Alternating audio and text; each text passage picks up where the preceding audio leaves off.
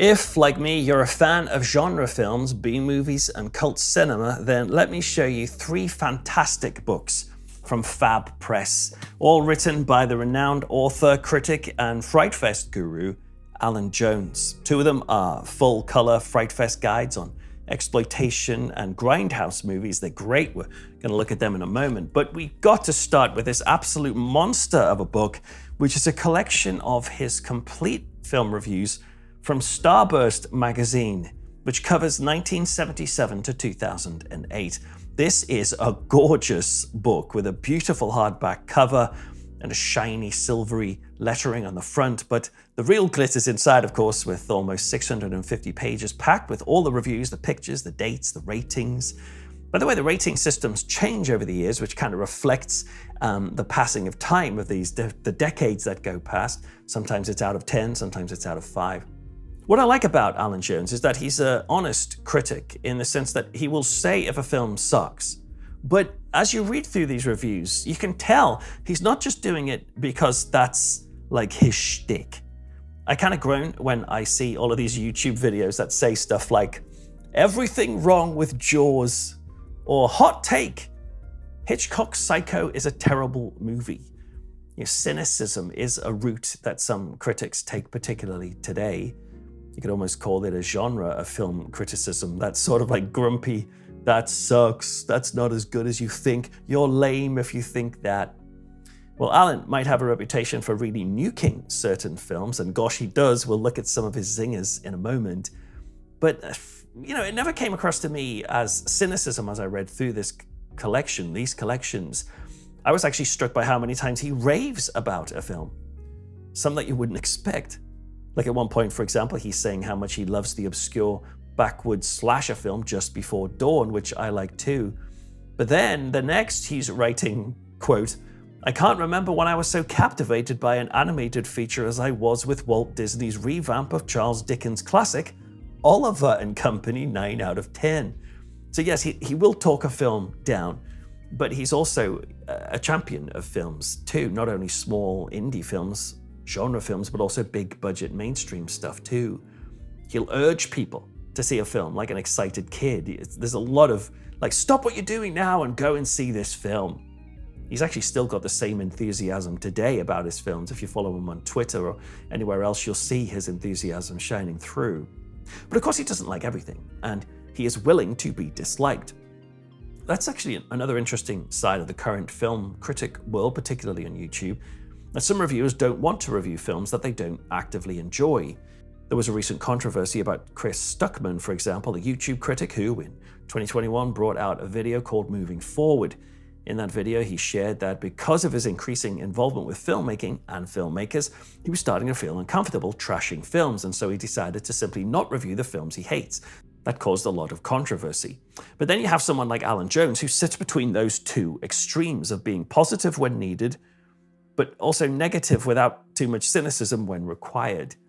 So while he can have a clear love of a particular director, for example, he's not going to shy away from saying if their latest film misses the mark. I think perhaps the best example of this is his work with Italian horror master Dario Argento.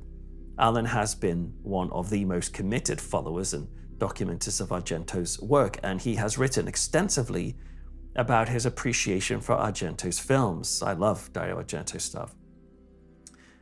But in these books, you will see that while he sings the praises of films like Suspiria or Inferno, he'll get to Phenomena, also known as Creepers, and will say that it's a failure. Even though I'm a Phenomena fan, it's still impressive to see that he doesn't hold back, even when he personally knows these people well, and that he's kind of come out as a sort of fanboy, but not a fanboy that he won't be honest. Maybe his boldness and honesty comes from living his life alongside glittery celebrities when he was young, at 20 or 21. He was already mixing with Mick Jagger, ABBA, the Eagles. He's quoted as saying he used to go to gigs with these people, and he didn't feel in awe of them, he just saw them as normal people who, yes, he respects enough not to slag off just because it makes for a trendy cynicism in his review, but also not to hold back on a bad movie because he didn't want to hurt their feelings. The focus is simply on that individual film, and I think that's why he's such a respected film critic, because the film comes along, he reviews it, and then he moves on to the next. And I loved reading these reviews because I think there's something quite special about reading reviews from the time of release, rather than like retrospectives that have the benefit of hindsight. So for example, when it comes to Star Trek V, The Final Frontier, it's almost the law these days that you have to state that the Shatner-directed film is bad. That's the worst entry into the Star Trek franchise. It's very refreshing to see that Alan gives it a 7, calling it, quote, hopelessly naive but endearing. I think that sums it up really well. I really like that film for those reasons too. Or for example, you can read a review of, let's say, John Carpenter's They Live, and it's got decades of cult appreciation behind it. But back then, it was just a new film, so sometimes Jones will recognize a future classic, sometimes he won't. Like in They Live, he gives it 6 out of 10 and describes it as, quote, more fun than Prince of Darkness, but ultimately just as stupid. I must admit, I did find myself laughing out loud at some of Jones's turns of phrase. Let me just give you a few examples. For The Burning from 1980, he says, Cropsey's first pathetic victim, a raddled old hooker, tired and past it, going through the motions to pay the rent. Somehow I think she and British director Tony Maylam have a lot in common. Maylam directed the film. For Children of the Corn from 1985, he writes, when they discover the sinister truth, they put themselves at incredible risk from he who walks behind the rose. No, not the usher in the cinema, the entity that embodies the evil craving of the cornfields for blood. For Howling 2, he writes, I suppose Howling 2 could be called the perfect popcorn movie. That's if you buy some and throw it at the screen. This just sort of stuff just made me laugh. Stephen King's It from 1990, he writes, this king-sized entertainment does get tiresome towards the end. There's only so much stand-by-me male bonding one can take. And he's got some great insight. He describes Gremlins, for example, as the Evil Dead for kids. With Cronenberg's Videodrome, he says, just remember that you never see Max Wren take off the helmet. I read that last line and I was like, what? That's mind-blowing. It's also great to see him championing films that, I love that not many people talk about. For example, I've always been a fan of a barely known 1980s vampire movie called Graveyard Shift, also known as Central Park Drifter. It's great to see him loving that too. I really liked Tom Savini's remake of Night of the Living Dead, but critics seem to forget or dismiss it. Jones here gives it an 8 and recognizes it as a decent film. And I was like, yes, it is.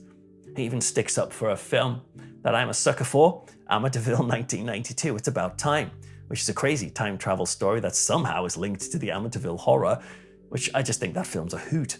It's nice to see that he enjoyed it too. But then of course the flip side is him hating films that you adore. I'm a huge fan of Big Trouble in Little China. Alan calls it, quote, a fashion risk I sincerely hope John Carpenter never tries to follow again. I was shocked to see him give Army of Darkness, Evil Dead 3, a 2 out of 10, calling it dull and an ordinary mess. I'm a fan of Don't Go in the House from 1979, a serial killer movie about a guy who burns his victims. I think that's a really interesting film. Alan says it sucks and ends his review with, don't go in the house, don't go in the cinema. One of my favorite slasher films, Madman. He calls it depressing, insulting steel from Friday the 13th. Sometimes when someone disses your favorite films, you get ticked off. I remember watching Tom Savini's Night of the Living Dead at university, I just mentioned, and one guy was sat next to me and he was sitting there just going, pathetic, pathetic. And I'm not an angry person, but I got incensed. It was like he just hit my mum with a shovel or something. And I just kept saying to him, like, what do you know? What do you know about zombie cinema? I must have come across as a bit cringe, but it's just insulting that he would insult a film that I loved. I don't get that with Alan Jones. If he hates a film that you really adore, I just found myself like going, oh, interesting. He's got a different take on that. And his humor helps the pill go down a little better too.